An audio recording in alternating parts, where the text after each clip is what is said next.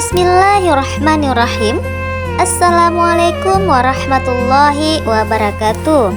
Alhamdulillah wa syukrulillah, kita berjumpa kembali di channel ini. Semoga perjumpaan kita kali ini memberikan banyak manfaat untuk kita semuanya. Salawat dan salam tak lupa kita curahkan ke pangkuan Nabi besar Muhammad SAW. Allahumma sholli ala Sayyidina Muhammad wa ala ali Sayyidina Muhammad. Sahabat beriman yang dirahmati Allah, ada 10 anggota tubuh yang akan berbicara pada saat di akhirat kelak. Apa yang akan dilakukan oleh manusia di dunia ini pasti hakikatnya akan diminta pertanggungjawaban.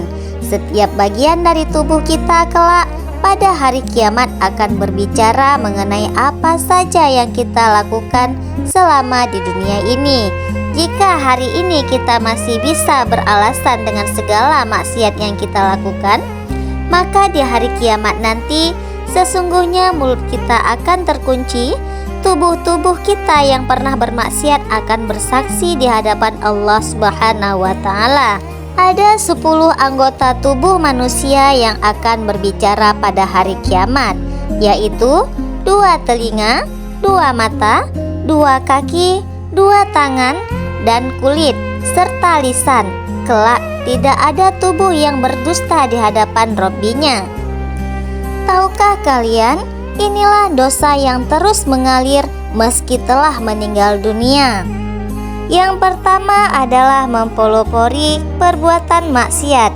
Dari Jabir bin Abdullah, Nabi pernah bersabda, barang siapa yang mempelopori satu kebiasaan yang buruk dalam Islam, maka dia mendapatkan dosa keburukan itu dan dosa setiap orang yang melakukan keburukan itu, karena ulahnya tanpa dikurangi sedikit pun dosa mereka.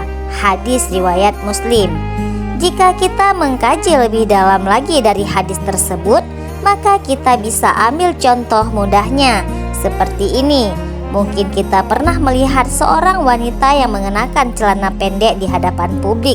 Saat ada wanita lain yang melihat hal tersebut, maka ia pun menirunya sehingga menjadi ramai dan tidak merasa risih lagi para wanita memakai celana pendek di hadapan publik. Padahal kita semua tahu bahwa memakai celana pendek di depan publik adalah dosa karena mempertontonkan aurat. Maka ia pun mendapat kuncuran dosa dari semua yang menirunya tanpa dikurangi sedikit pun, sekalipun pelopor wanita yang mengenakan celana pendek tersebut sudah meninggal dunia. Yang kedua adalah mengajak melakukan kesesatan dan maksiat.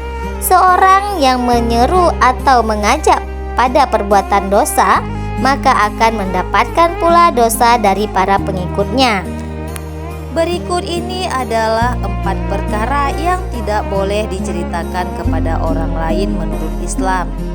Rasulullah SAW melarang umatnya untuk menceritakan beberapa perkara kepada orang lain. Yang pertama adalah Islam melarang kita untuk menceritakan aib diri sendiri atau aib orang lain. Yang kedua adalah urusan ranjang suami istri. Ada beberapa orang muslim yang gemar menceritakan seseorang lain tentang hubungan intim dengan pasangan. Namun dalam ajaran agama Islam, hubungan intim tersebut tidak boleh diumbar ke siapapun. Yang ketiga adalah amanah. Amanah bisa berupa benda, pekerjaan, perkataan, ataupun kepercayaan. Maka amanah bisa berbentuk apa saja yang nantinya akan dimintai pertanggungjawaban. Amanah menjadi rahasia yang harus dijaga setiap cerita yang sampai kepada kita. Pada dasarnya semua adalah amanah. Yang keempat adalah orang yang dipercaya memandikan jenazah. Orang yang melihat kekurangan pada mayat itu ada 2 macam, yaitu yang berkaitan dengan kondisinya dan juga yang berkaitan dengan tubuhnya. Misalnya, jika ia melihat perubahan wajah yang menghitam dan menjadi jelek pada mayat, maka ia tidak boleh menceritakan kepada orang lain. Berikut ini adalah 4 perkara yang harus kita hindari dalam Islam. karena bisa menghilangkan pahala. Ada perkara-perkara kecil yang tanpa disadari bisa menghilangkan pahala dan menimbulkan dosa. Apa saja itu? Yang pertama adalah bersikap sombong. Seperti yang kita ketahui, Islam mengajarkan umatnya untuk berakhlak yang mulia dan menjauhi segala bentuk akhlak yang tercela. Salah satu dari sifat yang harus dihindari adalah sombong. Karena sombong mampu menghilangkan amalan baik dan merupakan sikap yang tidak disukai oleh Allah. Yang kedua adalah mudah marah. Rasulullah pun menganjurkan kepada umatnya untuk tidak mudah marah dan menjanjikan surga bagi orang-orang yang mampu menahan amarahnya. Yang ketiga adalah bergibah. Mungkin sering dilakukan tanpa disadari. Gibah atau bergosip adalah kegiatan pembicaraan seseorang tanpa ada maksud atau tujuan tertentu. Yang keempat adalah berbohong. Berbohong seringkali dilakukan tanpa disadari, sekalipun pada hal-hal yang kecil. Berbohong atau berdusta merupakan salah satu perkara yang menimbulkan dosa besar. Wallahu a'lam bishawab. Semoga video ini bermanfaat untuk kita semuanya. Wassalamualaikum warahmatullahi wabarakatuh.